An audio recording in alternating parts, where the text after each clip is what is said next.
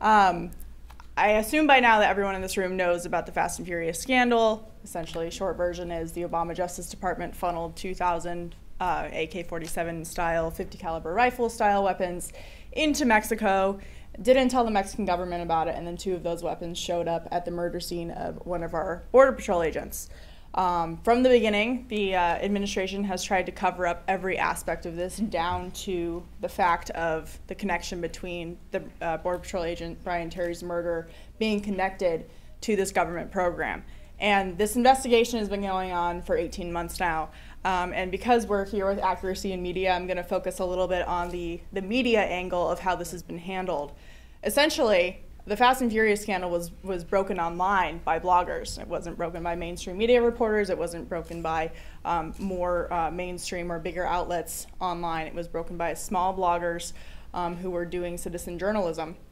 And ever since that point, we've had a little bit of coverage from the mainstream media. Sharyl Attkisson has been amazing at her job. Jake Tapper's covered it a little bit. But overall, it's one of those situations where you ask, what would the media do if President Bush was in office? And it would be completely the opposite. And so after ignoring the scandal for about 18 months, the media is now taking an Inspector General's report that came out yesterday as the Bible of what the scandal is all about, despite this being a report of the Justice Department by the Justice Department. We saw this report come out yesterday. It's a credible report. There's a lot of interesting and good information in it. But what people aren't getting is the full story as to who wrote that report. The Inspector General's name is Michael Horowitz. David Horowitz is a conservative activist, and Michael Horowitz, and he's only been on the job for about 5 months. The 13 months prior to that, the Inspector General was Cynthia Schneider. Now, Ms. Schneider worked for Eric Holder during his time as U.S. Attorney in Washington, D.C. in the 90s, and ever since then, she's had a long-term personal and professional friendship with him. And so she's the one who did the bulk of the work on it, yet on its face, and what the media is reporting is that this is a report by Mr. Horowitz, which partially is true, but the bulk of the work was done by her.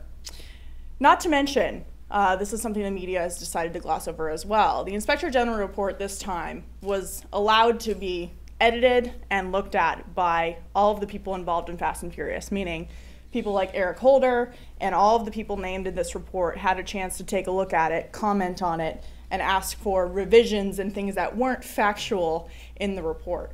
This is something that didn't happen under the Bush administration. Christian Adams, who is a former DOJ attorney and whistleblower, wrote a good piece about this, and he said, look, I've worked under the Obama and the Bush Justice Departments, and there in no way was any opportunity during the Bush administration to be editing Inspector General reports that are supposed to be following the evidence and the facts where they lie. And so one of the things that I found the most interesting yesterday was that the Inspector General told Congress when asked, that he was asked specifically, out of all the documents that you've seen throughout your 18 months of investigation, are there any of those documents that you believe Congress shouldn't be able to see? And the answer from the Inspector General was no, meaning Eric Holder and Barack Obama and not turning over their documentation are in the wrong. And you had President Obama go on Univision yesterday, which was interesting because Jorge Ramos, who was asked about President Obama's involvement in Fast and Furious in the past, did the job that the regular mainstream media in America won't do and asked him some tough questions about Fast and Furious. In particular, don't you think that Eric Holder should be fired, whether he knew about this or not, whether it's incompetence or he lied about his involvement? And then President Obama lied. He straight up lied on Univision and said that Operation Fast and Furious was a Bush administration program. Well, considering Fast and Furious started in September and October of 2009, long after President Bush left the office, it's not a Bush administration program. And of course he would lie in front of a Hispanic audience on Univision because of course he needs their vote, and exposing a scandal that resulted in the cold-blooded murders of 400 plus Mexicans would be quite a problem for him, I think. And so let's look a little bit at the DOJ's response to this. The Department of Justice has a public affairs office like many departments in our federal government. And you pay for that office. Taxpayers pay for the government to give us information, to be transparent in what their departments are doing. Well, the Department of Justice Public Affairs Office is headed by a woman named Tracy Schmaler, who makes $160,000 a year base salary, and then she gets some benefits. Well, it turns out that the Daily Caller, which has been doing some great work on this as well, Matthew Boyle in particular, did an expose and FOIA'd some emails between Tracy Schmaler and Media Matters. And it just so happens that the Department of Public Affairs at the Department of Justice is working with a left-wing, George Soros-funded media attack dog to smear journalists like myself, to smear whistleblowers like Christian Adams, and is working with Media Matters in the sense of telling them, hey, I don't like what I'm seeing on Fox News. Why don't you write a story about it? Why don't you investigate this reporter?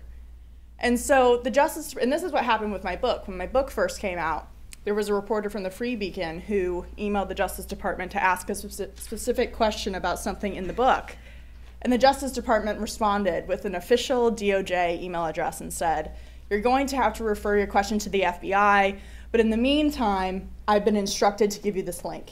And the link was to a Media Matters hit job on the entire book and didn't even address the specific question that the reporter asked.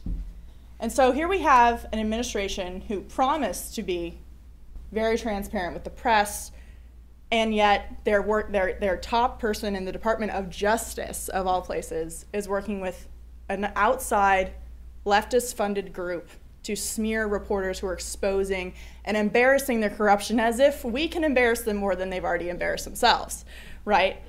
And so I think that, that really goes to show where this Justice Department is. President Obama asserted executive privilege over these documents that the Inspector General has said should have been released to Congress. And he went on Univision yesterday and said, look, this was a low-level field operation, and Eric Holder knew nothing about it.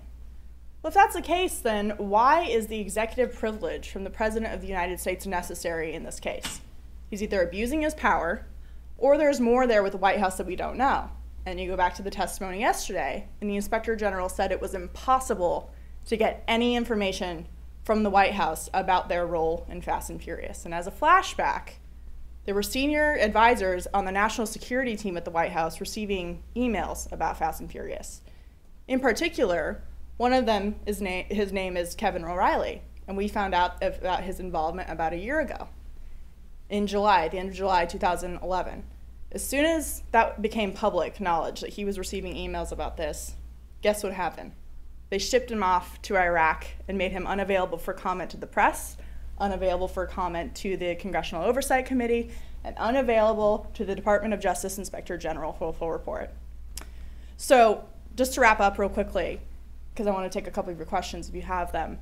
The DOJ Inspector General report yesterday provided us with decent information, but it doesn't tell the whole story. They didn't talk to the White House. They couldn't get any information from them.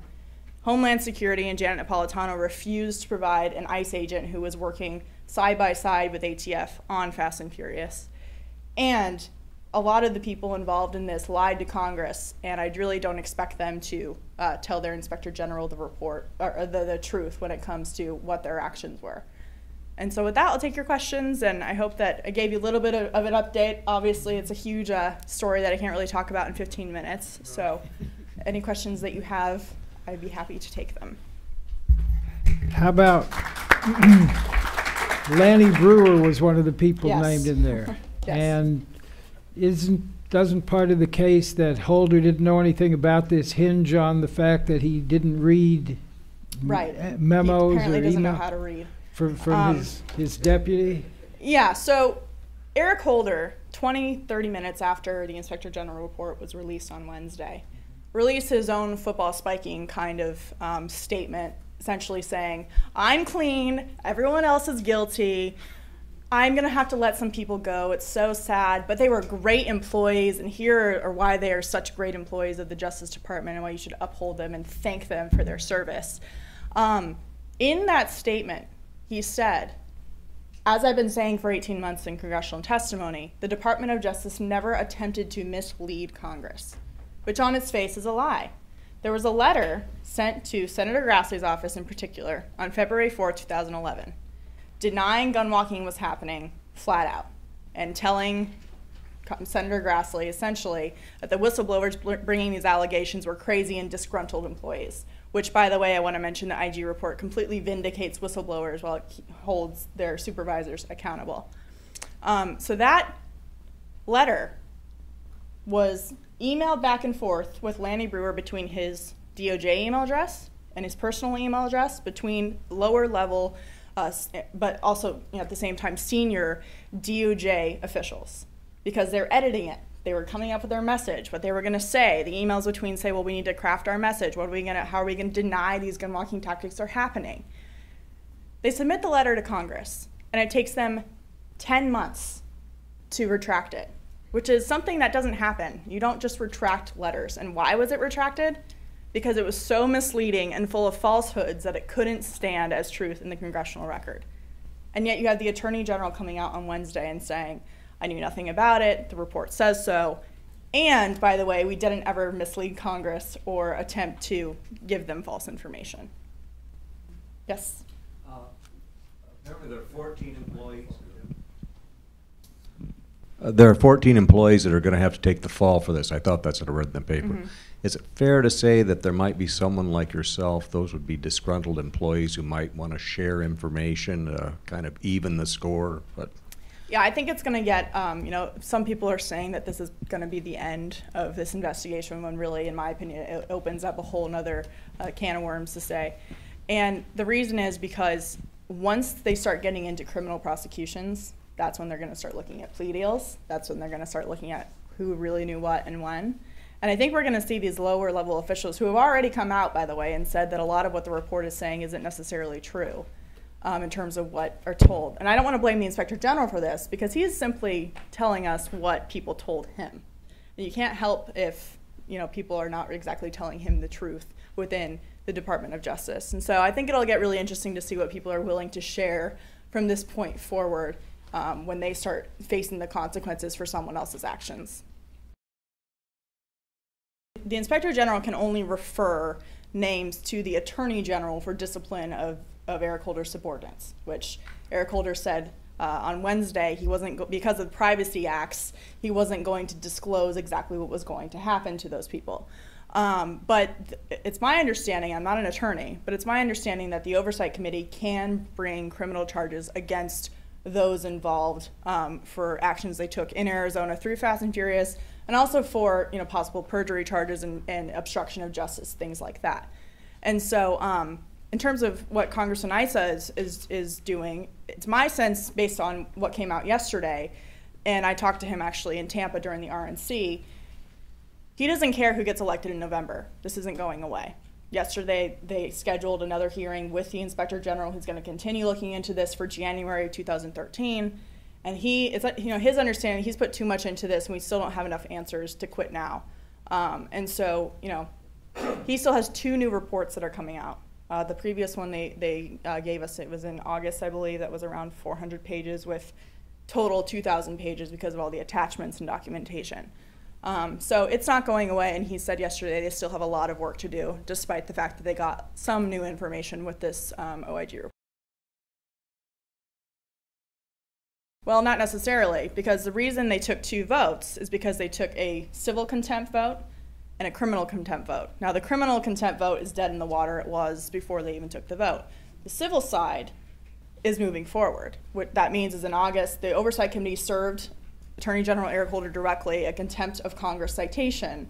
And unless Eric Holder turns over the documentation, which has been the deal all along, even before he was voted in contempt, they're going to move forward with their court case. They're also moving forward with their court case to question the executive privilege claim, because there's a lot of information they can't see unless that is retracted or if it's held up by a judge as legitimate. So they're moving forward with their lawsuits in the court system.